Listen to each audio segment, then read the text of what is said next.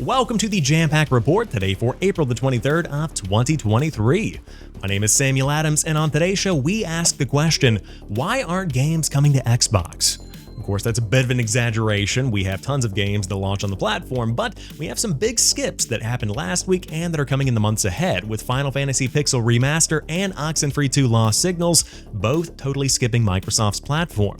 On top of that, we have Sony confirming they've acquired their 20th member of the PlayStation Studios family. The Division Day happened last week and brought some exciting news on the Division Heartland. Xbox is building a new dashboard and more. So without further ado, let's go ahead and dive into it.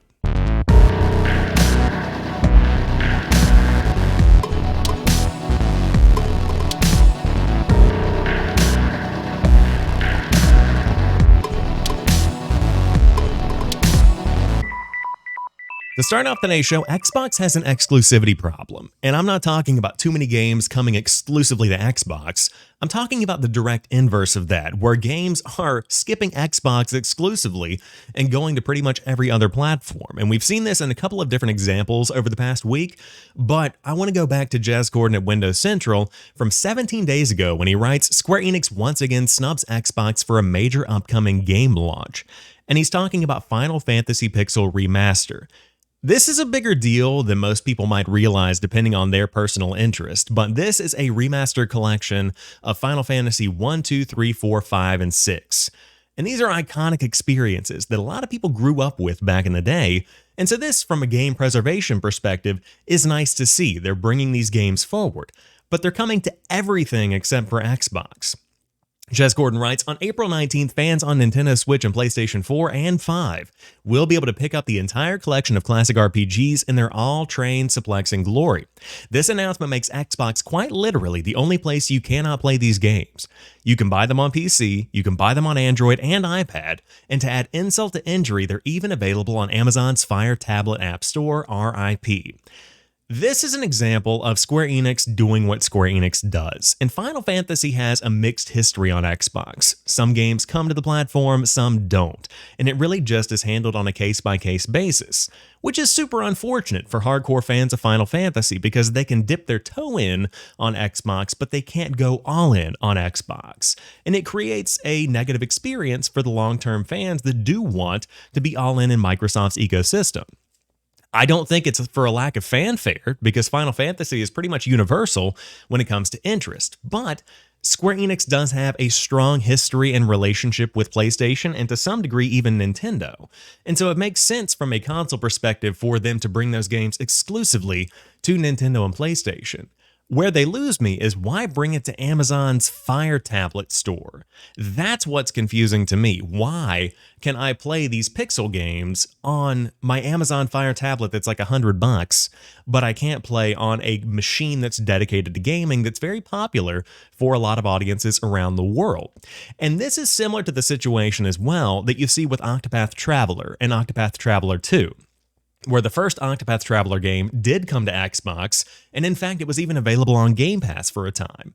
But then, Octopath Traveler 2 comes out, nowhere to be found on Xbox. Not available in Game Pass, obviously, because it's not available on Xbox.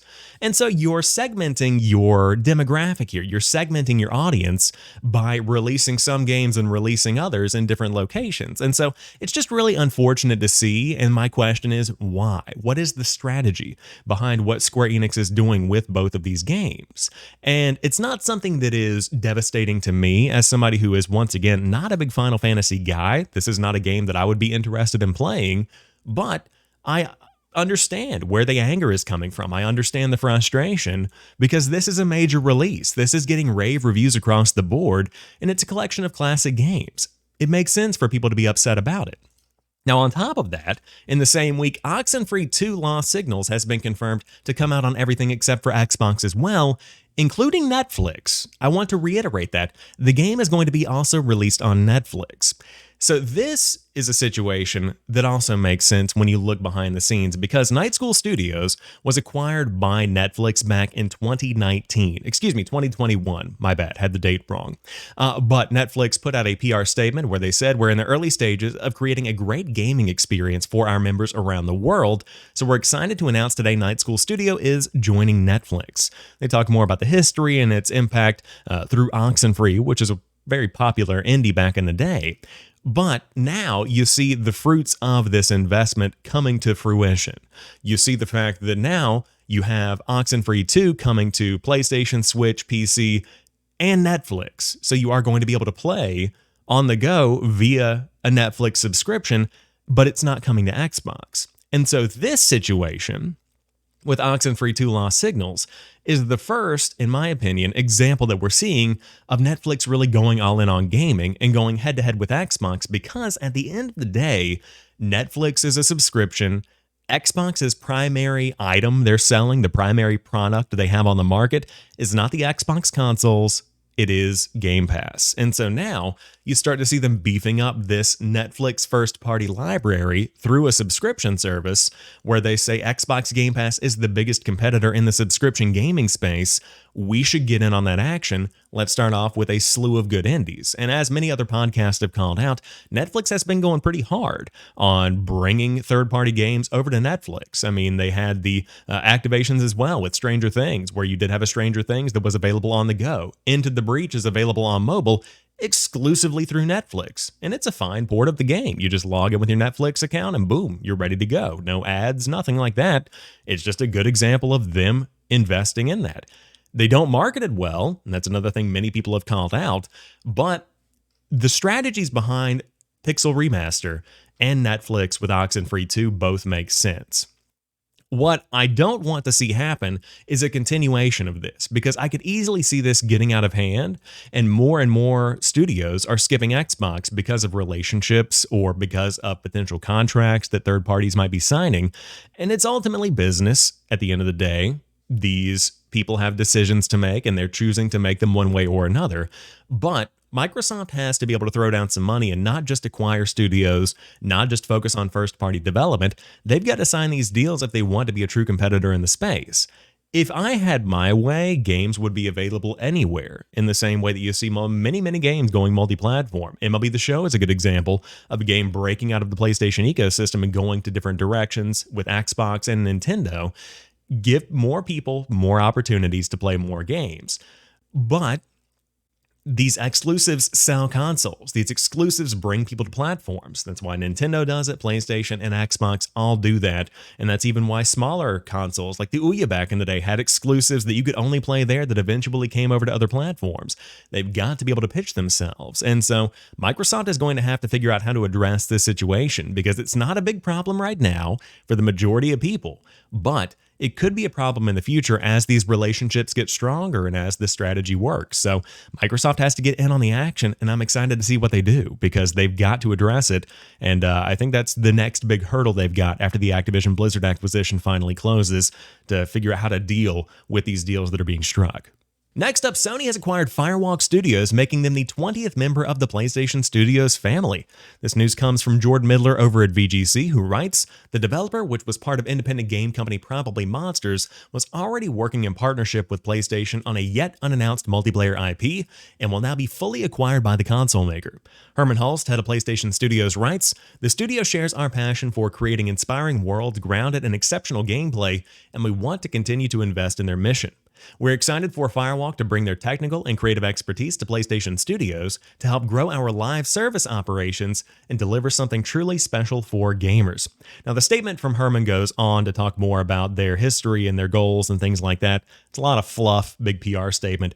But no matter how you cut it, any acquisition is significant because, number one, it's a studio going first party, and number two, it gives you a look at where that first party is going.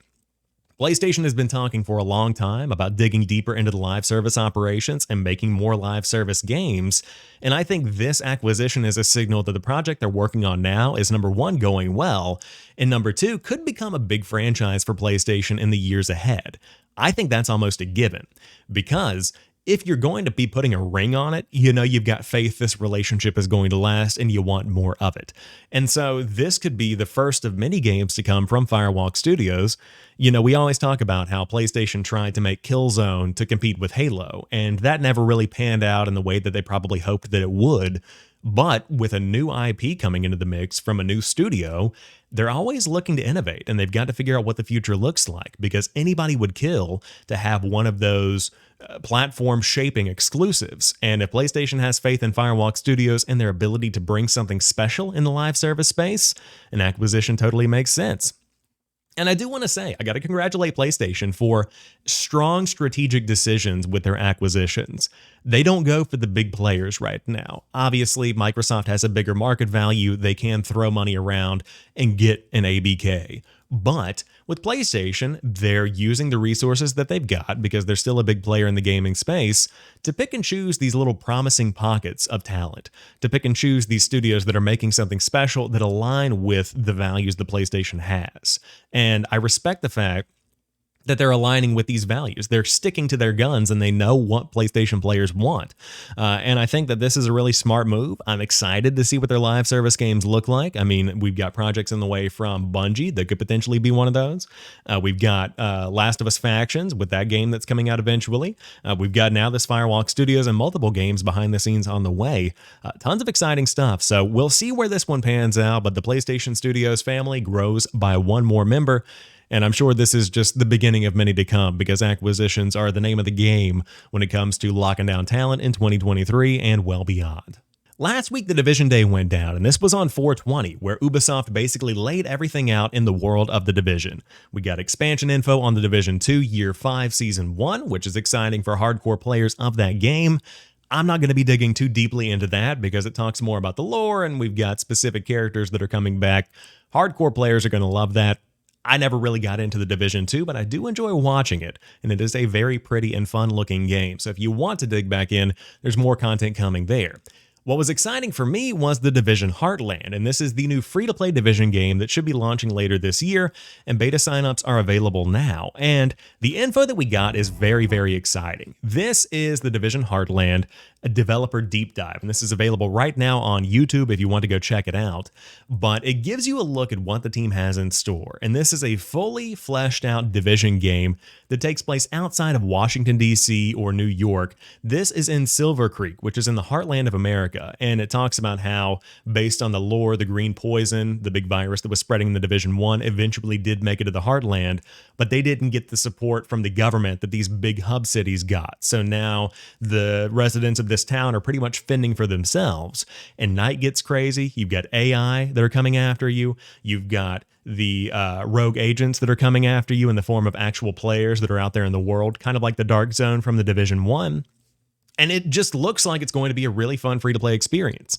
Now, the question is, what does the monetization look like? TBD on that side. But as far as the gameplay goes, really interesting PvEVP stuff where you've got to fight other players, you've got to complete objectives, and I think it's going to shape up to be a really interesting approach to the Division that feels familiar, but that also brings something new. So this is one that I've got my eye on. It's very mixed in my community. I put out a video on TikTok that got about 500,000 views, tons of comments of people that are, number one, hesitant about a free-to-play game, number two, hesitant about Ubisoft. People are not confident in this publisher's ability right now. And I get that. It's been a rough couple of years for Ubisoft. They've had a lot of failures, some wins, but a whole lot of failures. And so a lot of people don't think the game is going to be supported long term. A lot of people are worried, once again, about being nickeled and dimed once the game comes out as far as how it's actually going to be monetized. What will that look like? And no one can really know 100% until the game launches or until we get closer to launch, because more info is going to be coming later this summer. I tend to be an optimistic. I like to take things at face value, and for me, the Division Heartland is looking really interesting, and as somebody who doesn't want to throw $70 around on any game willy-nilly, free-to-play is going to be getting me in the door on day one, if anything, just to enjoy some of that third-person gameplay that I enjoy from the Division. And so I think it's a wise move to make it free-to-play, and I hope to see it be one of those long-term successes. And I've got to say, Ubisoft is on a bit of a win streak because I've been playing a ton of X Defiant, and I know that I've been ringing this bell on social media. I put out a deep dive on my impressions of XDefiant as a casual player on the video that went out on Saturday, if you want to check that out. But this is a free-to-play FPS coming from Ubisoft that brings together a lot of different IP across their publishing arm, where you've got Far Cry, The Division, Ghost Recon, all represented here in the form of maps and players, and of course weaponry as well. And it plays incredibly smoothly. This is a very fun experience, and that is what matters beyond anything else.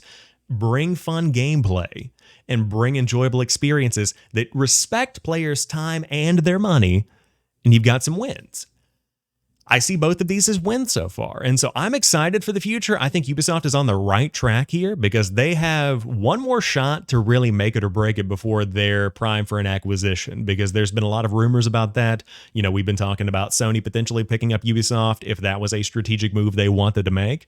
But right now, independently, they're doing things that are really interesting to me, that feel really good, and those are the two most important things. So the Division Day was great for the Division fans, but between Heartland and XDefiant, I'm pretty impressed with the roster they've got coming. Now, going back to the Division Day as well, there is also the mobile game that's on the way, and so that is the Division Resurgence. Now, there is limited info on this one, and I think this one is prime for cancellation. I'm calling it how I see it. You know, I could be wrong about that. I hope that I'm wrong about that. But the way the mobile games have been going, Battlefield Mobile was in beta. They pulled the plug on that one over at Electronic Arts. Apex Legends was in development for mobile and actually came out and was mildly successful. But they said they didn't have the player count to warrant how much development money was going into that one, so they pulled the plug on that as well. Doesn't really make sense to be putting out a Division game on the go. I don't think it's going to be something that people want to play for hours on end, but depending on the game they put out, we would have to see. You can sign up for the upcoming test phase right now, and they've got a webtoon coming out later in 2023. Whatever, if you want to check that out. But the next test phase is coming out this summer, so if you want to check out the mobile Division experience that's on the way, you can. I still think the big wins are going to be in Heartland, and of course, ongoing support for the Division 2 as well is nice to see. But Heartland and XDefiant definitely have my eyes and ears, so I'll be keeping my eyes peeled for more info when it comes out later this summer. But let me know down below, what do you think about the current state of Ubisoft? I would love to know if you think they're going to be good, bad, or ugly in the next couple of years. When it comes to Xbox, there are plenty of complaints the players have, but one of them that's been growing over the past couple of months has been the Xbox dashboard, because the team has been working to build a new dashboard and they've implemented it right now. And what you see is a lot of cards that do a lot of advertising. You see a lot of Game Pass, a lot of store ads, but on top of that, they're blocking up the backgrounds. And so now we have the confirmation that Xbox is planning to make a new dashboard that feels less crowded. This is something that Jez Gordon commented on over at Windows Central late last night when he said that the new Xbox dashboard is on the way, and he said it's looking good, so he could have some insider information there, but no details were shared beyond that. But over at Pure Xbox, they write, Xbox has announced today that plans are in the works to improve the new Xbox Home UI that's currently being tested by some Xbox insiders, with current experiments being paused ahead of bigger updates coming soon. They say, quote, "We heard from you that the changes to the top of home did not leave enough space for you to enjoy your backgrounds and that it felt crowded. We're working to balance the experience, accessibility, function, and the needs of our community and bring you a great and refreshed home experience." So TBD on when this comes. I would estimate probably like a fall launch for a new dashboard, but I was talking about this in a community that I'm in over at XEP. They have a great Discord. I'm a Patreon of the Xbox Expansion Pass. We talk about them a lot here on the show, but one of the big takeaways that I had with this conversation is that the dashboard for Xbox Series X and S never felt like a generational leap forward. Not that it needed to, but between, on the PlayStation side of things, PS3, PS4, and PS5, they have the cross-media bar at its core that always feels familiar, but the UI has something that feels definitively new and refreshed. So when you boot that console up for the first time, you say, wow, this is something that is futuristic. This is the new console. I'm feeling good about it. And with Xbox, especially going from the Xbox One X to the Xbox Series X, the games ran better. Quick Resume is awesome. New content, obviously, is coming exclusively to next gen now, or I should say current gen. But As far as the user experience goes, pretty much the same across the board. There's nothing that makes the new Series X stand out. So it'll be interesting to see if they bake features in that make the UI run faster that can only be used on the Xbox Series X and S, or if this is going to be something that comes as a cross-generational update.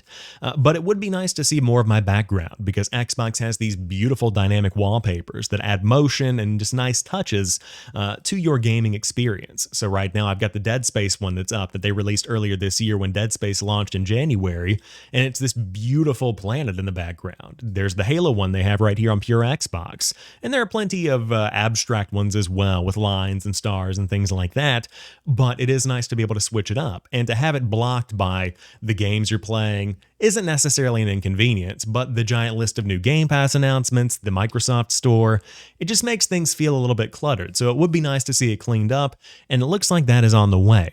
But in the months ahead, you should be concerned, because you are going to be having a lot of games on that dashboard if you're playing on Xbox, because Diablo IV has gone gold. Can you feel her presence now, says the official Diablo Twitter account. They write, "See you in Sanctuary 6/6/23." So Diablo has officially gone gold. That means the game is done. It is on the way. Version 1 is officially coming on June the 6th. I'm pumped about this, and on top of that, there's also a new Server Slam event that's going down Mother's Day weekend, May 12th through the 14th, that you can dive back in, and the beta is going to be live for one more time before the launch the following month. Awesome to see, number one, that it's gone gold. Number two, cool to see people can dive back in. And there's also an exclusive cosmetic you can unlock if you do level back up to level 20 once again. Not too hard to do, but for me, I'm not going to be returning back to Sanctuary before Diablo 4 comes out, because I don't want to regrind those levels. I'm fine with where I am, and the cosmetics ultimately are going to be replaced within probably 2 hours of me playing the full game either way. Big deal though, because this is obviously one of the biggest games of the year, and the fact that it's not getting delayed any, not that anybody ever thought that it would, is always good to see. But on top of that, if you have something to play between now and then, or if you don't have anything to play, I should say, Street Fighter VI has a demo that's out now on PlayStation and comes this week to Xbox and PC. During the Street Fighter VI showcase earlier today, writes Jason Finelli over at GameSpot, Capcom announced a demo for Street Fighter VI, which is out now on PlayStation 4 and PlayStation 5, with the Xbox and PC versions launching on April the 26th. So if you do want to dive in, you can get your hands on one of the year's biggest fighters right now, with one-on-one extreme battle, tutorial, and character guides as well. And visually, the game looks stunning. I mean, I'm not a big fighting game guy. I do like digging in and watching some Evo whenever that season comes around, but it's cool to be able to see that the game is getting into players' hands a little bit early. You can check out, see if it's something you do want to pick up. I know a ton of people that are going to be diving into this one with fight sticks and special controllers. This is absolutely going to be a big deal for the rest of 2023 and beyond. And I'm also glad they changed up the logo. I like the way the game looks itself now. So you can check it out now on PlayStation, again, coming on April the 26th to Xbox and Xbox Series S, or I should say Series X and Series S, as well as PC. So hey, you can check it out now and then get ahead of the release in June. But that wraps up today's episode of the Jampack Report. If you like what you see or what you hear, be sure to hit that subscribe button on YouTube, drop the video a like, or if you're listening on podcast services, add the show to your podcast feed and get it delivered to you each and every week. We upload on Sundays, but on top of that, we'll have a video here and there if some big news breaks, which is always fun to do throughout the week. I appreciate each and every one of you. We just hit 10K on YouTube a couple of weeks ago. We hit 10K on TikTok.